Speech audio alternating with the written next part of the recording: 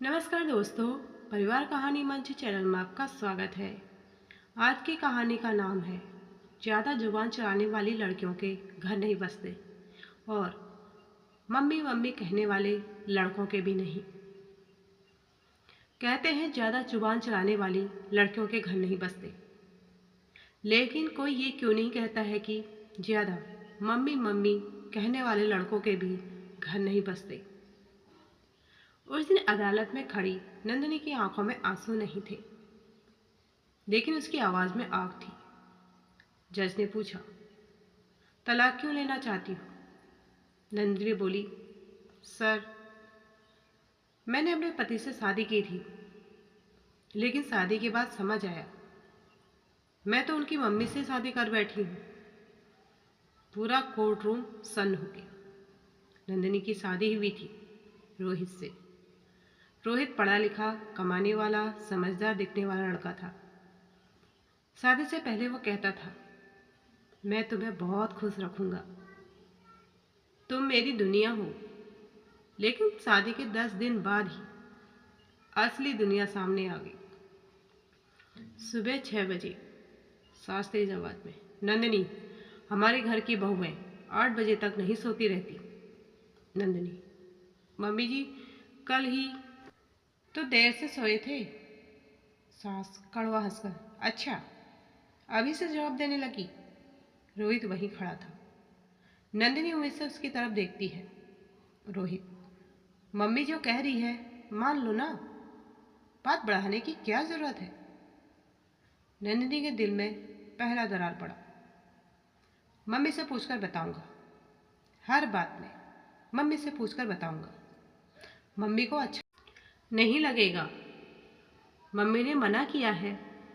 एक दिन नंदिनी ने कहा, रोहित, हम अलग फ्लैट ले लें, ऑफिस पास रहेगा। रोहित गुस्से में, तुम चाहती क्या हो? मैं मम्मी को छोड़ दूं? नंदिनी, मैं छोड़ने को नहीं कह रही हूँ, बस थोड़ा स्पेस। रोहित, देखो, ज़्यादा जुबान मत चलाओ, मेरे घर में ये सब नहीं चलता। सास, आजकल की लड़कियां दो पैसे क्या कमा लें, खुद को रानी समझने लगती हैं।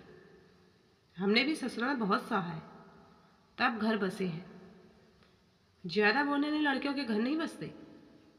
यह वाक्य रोज नंदिनी के कानों में जहर की तरह घुलते रहे, लेकिन किसी ने ये नहीं कहा मम्मी मम्मी करने वाले लड़कों के भी घर नहीं बसते।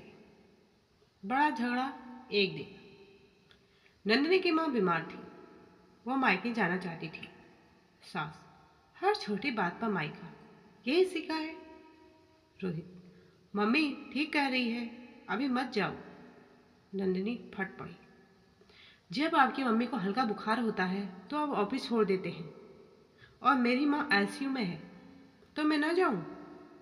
रोहित चिल्लाया, तुलना मत करो मेरी मम्मी की किसी और से।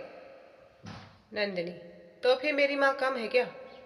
घर में तूफान आ गया। धीरे धीरे नंदिनी ने बोलना बंद कर दिया।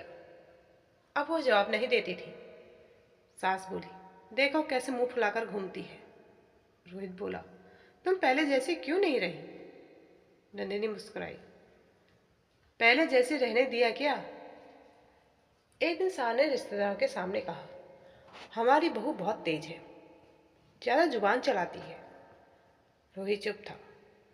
नंदिनी ने वही कहा, मम्मी जी, जुबान चलाने वाली लड़कियों के घर नहीं बसते, लेकिन हर बात पे मम्मी मम्मी कहने वाले लड़कों के भी घर नहीं बसते। पूरा घर सन। रोहित ने पहले बार अपनी आंखों झुका ली। नंदिनी ने कहा, मैं आपके खिलाफ नहीं हूँ, मैं बस अपने पति को अपना बनाना चाहती हूँ। शादी 2 लोगों की होती है, 3 लोगों की नहीं। रोहित चिल्लाया, तुम घर तोड़ रही हो। नंदिनी शांत थी, घर पहले ही टूट चुका है, बस दीवारें खड़ी हैं। कोर्ट सीन फिर से। जज, क्या अंतिम फैसला यही है? नंदिनी जी।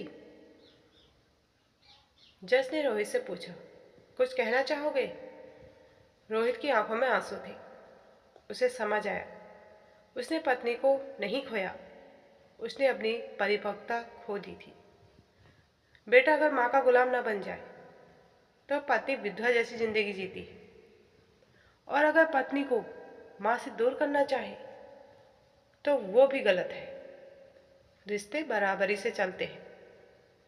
माँ का सम्मान जरूरी है, लेकिन पत्नी का अधिकार भी उतना ही जरूरी है।